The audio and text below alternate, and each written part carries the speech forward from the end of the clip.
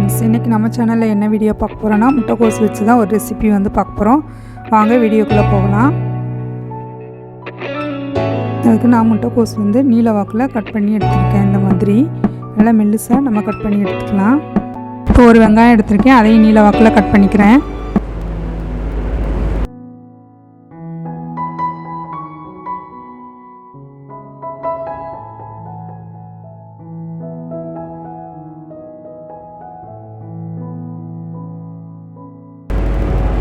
இப்போ வெங்காயத்தையும் கட் பண்ணியாச்சு. இப்போ கொஞ்சோண்டு கருவேப்பிலை எடுத்திருக்கேன், அதையும் பொடிசாக வந்து கட் பண்ணிக்கிறேன். நான் 3 பச்சை மிளகாய் எடுத்திருக்கேன், அதுவையும் கட் பண்ணி சேர்த்துக்கலாம். பச்சை மிளகாயில் நான் அந்த விதையை வந்து நீக்கிட்டு வந்து சேர்த்துக்கிறேன். அப்படியே வேணாலும் அப்படியும் சேர்த்துக்கலாம். நான் வந்து விதையை வந்து எடுத்துகிட்டு நான் சின்னதாக கட் பண்ணி இது கூட சேர்த்துக்கிறேன். இப்போ பச்சை மிளகாவும் கட் பண்ணியாச்சு. இப்போ இது எல்லாத்தையும் ஒரு மிக்சிங் பவுலில் வந்து சேர்த்துடலாம். இது எல்லாத்தையும் நல்லா உதுத்து விட்டுக்கலாம்.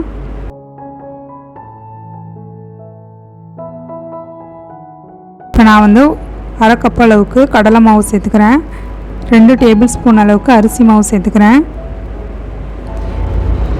1 டேபிள் ஸ்பூனுக்கு கார்ன்ஃப்ளவர் மாவு சேர்த்துக்கிறேன். கொஞ்சோண்டு இஞ்சி பூண்டு சேர்த்துக்கிறேன். பெருங்காயத்தூள் இருந்தால் பெருங்காயத்தூளும் சேர்த்துக்கலாம். கொஞ்சம் மஞ்சள் தூள் சேர்த்துக்கிறேன். மிளகாய் தூள் சேர்த்துக்கிறேன். இதுக்கு தேவையான அளவுக்கு உப்பு சேர்த்து இதை நல்லா மிக்ஸ் பண்ணிடலாம்.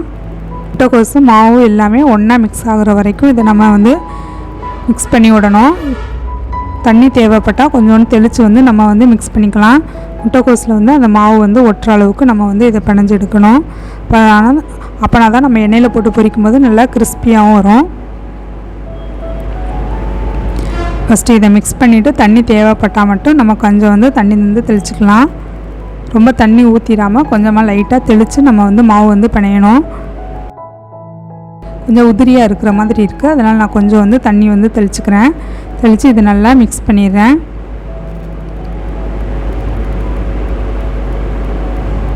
இது கூடவே எண்ணெயை வந்து சூடு பண்ணி அந்த மாதிரி நம்ம சேர்த்துனா இன்னும் நல்லா மொறுன்னு வரும். நான் இன்றைக்கி வந்து சூடான எண்ணெய் எதுவுமே சேர்க்கல, இதுவே நல்லா கிறிஸ்பியாக வரும். நீங்களும் வந்து வீட்டில் வந்து ட்ரை பண்ணி பாருங்கள். இப்போ மாவு எல்லாம் நல்லா மிக்ஸ் பண்ணியாச்சு. முட்டைக்கோசு மாவு எல்லாத்தையும் நல்லா மிக்ஸ் பண்ணியாச்சு. இப்போ இதை எண்ணெயில் வந்து நம்ம பொரித்து எடுத்தோம்னா நமக்கு வந்து முட்டைக்கோஸ் பக்கோடா வந்து ரெடி ஆயிரும்.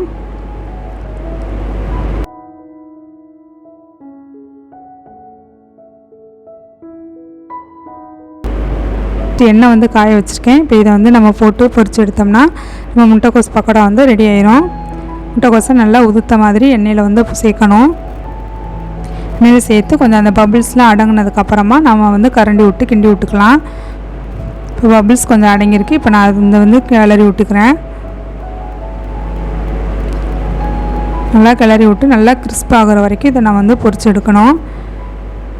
அடுப்பு வந்து நான் மீடியம் ஃப்ளேமில் தான் வச்சுருக்கேன். நல்லா கிறிஸ்பி ஆயிடுச்சு. இப்போ இதை வந்து நம்ம எண்ணெயில் வந்து எடுத்துடலாம். நல்லா கோல்டன் ப்ரௌன் கலர் வர்ற வரைக்கும் அதுக்காக கருகிராமல் நம்ம வந்து எடுத்துடணும்.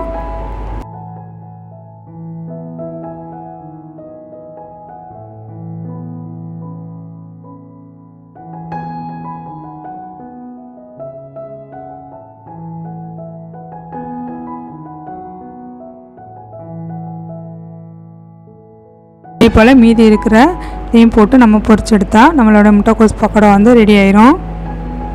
என்னோடய சேனல் உங்களுக்கு பிடிச்சிருந்துச்சுன்னா லைக் பண்ணுங்கள், ஷேர் பண்ணுங்கள், சப்ஸ்கிரைப் பண்ணுங்கள். கூடவே பெல் ஐக்கானையும் கிளிக் பண்ணுங்கள்.